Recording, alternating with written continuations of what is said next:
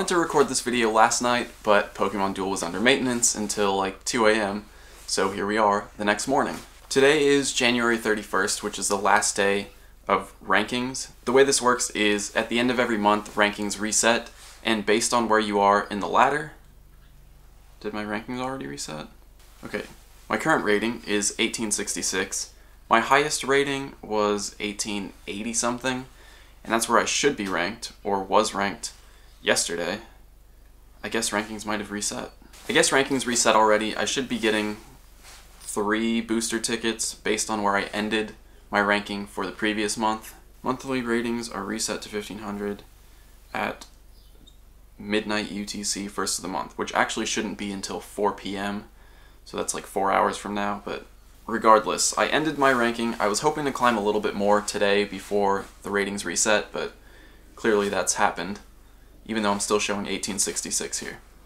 So, regardless, I need one more gem to be able to unlock 2 of the new featured boosters, which includes the legendary birds, Zapdos, Articuno, Moltres. I'm hoping one of these daily missions will award me some gems. Usually one of the missions will award 15 gems. So I'm going to start with a room match, and hopefully we can get some gems from there. Otherwise, I just have to go win one more league match to unlock that other one. There we go, he's connected. He's connected and thinking about life.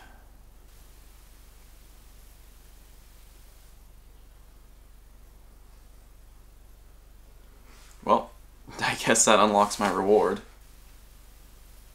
Not gems. Alright, so I have to win one more league match. Let's do that and hope that we can get 1 gem out of it.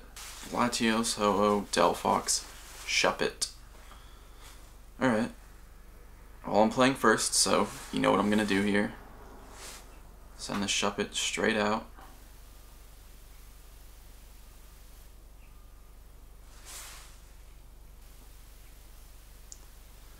He's gonna immediately try to beat it with Latios, which is a smart play on his part.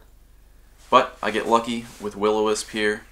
Shuppet survives. That's exactly what you want when you're trying to do this. Next turn, you move on to their entry point. Now he can't get a Pokemon there to cover the goal space. He has to fight again with Latios. It's already burned, which means Psychic becomes a miss. And I get another Will-O-Wisp. No damage to Shuppet. And now I win. Turn 3, Shuppet Rush, easy wins. It requires a lot of luck. I've upgraded my Shuppet, powered it up so that its Will-O-Wisp is maxed out. The Shuppet's level 5, which means it has +5 on Will-O-Wisp, and that its miss space is smaller. So I have a slightly better chance of rolling a Will-O-Wisp, but that's the reason Shuppet is so good. And with the latest maintenance, with the update, there we go. They removed Shuppet from boosters, and that's probably because it's dominating matches like this. So you still can get Shuppet, and let me show you how you can do that. Every time you buy boosters, you earn materials, which are those little blue crystals. You can still buy Shuppet here on this page. Down towards the bottom, Shuppet, 450 material. So if for whatever reason you didn't get a Shuppet out of a booster before they removed it, you can still buy it here. Now let's open 2 of these boosters. Well, I guess 8 total. I've looked at the new birds. I don't think that they're that great. Roost, it's not a super interesting move. Blue, that's probably an uncommon. Voltorb. Gold, this is at least a rare. Let's see. Lapras, okay. Scyther, 1 more. Gold, rare. Skarmory. No more guaranteed EXs from these boosters. Again, Raichu, Arbok, Voltorb again, Sneasel. Swap Spot could be interesting. I'm going to put that in my deck. But as far as figures go, nothing there that's really going to replace anything in my current deck. So now I'm going to do some fusion with my Latios. If you're wondering what the rare metals, rare cubes, whatever that stuff is that you get sometimes, the blue ones you use for experience when you're doing fusion to level up your Pokemon. And he should gain a level off of this. And as you level up, you get to increase the size of one of your moves, and it'll decrease the size of a miss. So at this point, I've powered up Luster Purge 4 times, and my miss is down to a 1% chance. We'll just play a couple more games because I think that Shuppet Rush win is not super exciting. A lot of people probably are already familiar with that strategy. I'll try to talk you guys through my decision making. It's a little harder to say it out loud, I guess. I don't know. I find that I play a little slower than most people. I tend to think for a very long time about my decisions, which is something I can definitely improve on because I have lost a couple games due to timeout. In this case, I'm just going to move Shuppet up. He might try to beat it right now. That would probably be the smart play. No, he'll go to his goal space. So I'll cover the entry point, which is always a smart thing to do if you have the opportunity. It really limits their ability to add new Pokemon to the field. This guy is just turtling up right now, so I'll head towards the other goal point. The other entry point.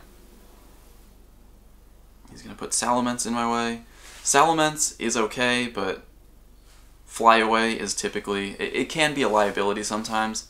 If he would have gotten Fly Away there, he would have had to fly to the other side of me, which, well, I would have had to deal with that. But in some cases, it leaves them open so that you can move forward. Just keep putting pressure on this entry point. Force him to focus on this side of the board, and then eventually we'll just whittle him down that way. Okay, so he's going to put Ho-Oh in. He's going to battle Ho-Oh, which again can sometimes be a liability. With Rainbow Wing, now he has to move 2 steps away, and that opens up the entry point for me.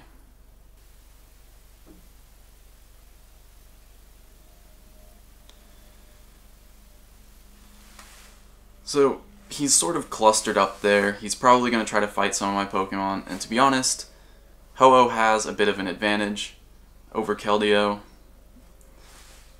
but Keldeo's Hydro Kick is actually pretty good. It'll send Pokemon back to the bench, even if it's not higher power than what they have. So he's going to X-Attack the Salamence and try to fight my Latios, which rolls a dodge. And we're still here in the same place. I'm going to start moving forward with Magmortar, which has a really strong purple attack. If it hits, it knocks out 2 adjacent Pokemon. So he's trying to target Shuppet now, and he gets it. Let's see, what's the play here? I'm going to go in and attack his Vaporeon, because I have a pretty strong advantage there. There we go. There's actually no move that Vaporeon could have rolled to beat my Latios, unless I rolled a miss, which is, like I said, 1% chance. So very unlikely. Pokemon switch. He puts the Charizard in. Interesting. I'm just going to start adding more pressure. I'll move my Gabite in. Gabite is actually sneaky. It's very slippery. Basically, it can't be attacked because it has Sand Veil. So whenever someone initiates an attack on it, you can just move to the other side of them, which is good if you're trying to get past a defender. A lot of times it leads to stalemates if they know that. Oh, here we go. So this is how we would block it.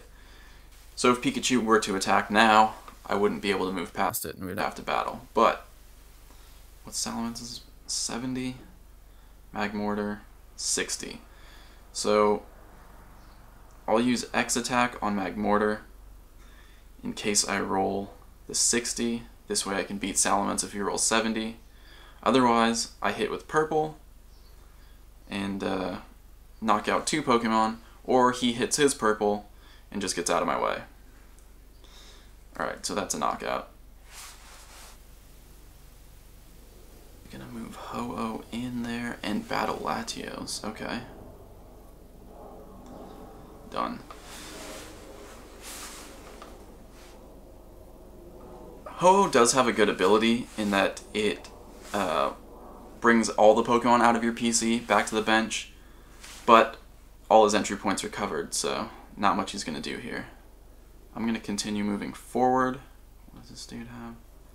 40 and a freeze. I'll just move forward, try to attack with Magmortar here.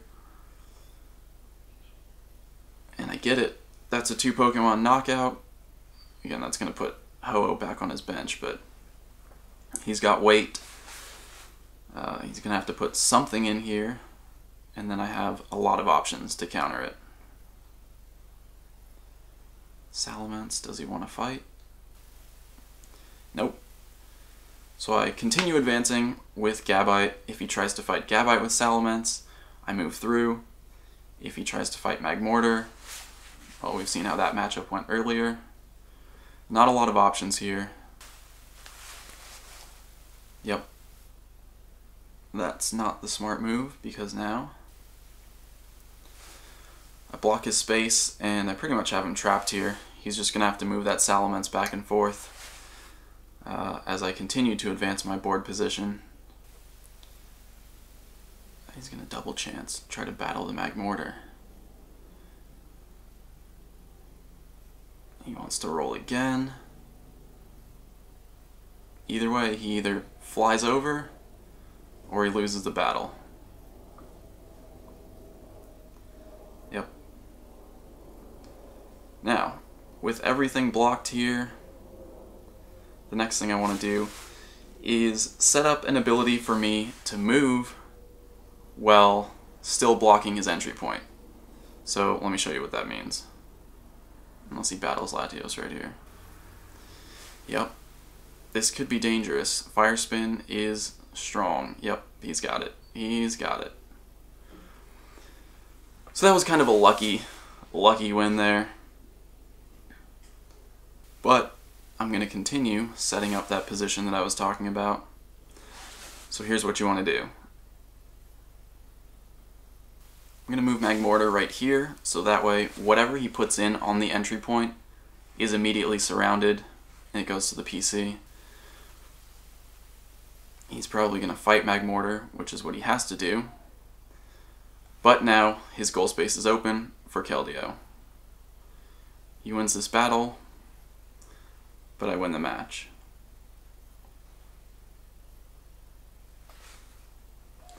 Hopefully that was enlightening. I hope I explained my choices well there to give you guys an idea of what I'm thinking while I'm playing the game. There's definitely a lot of strategy involved. It's I've really been enjoying it, and I just got a league promotion, so that's cool.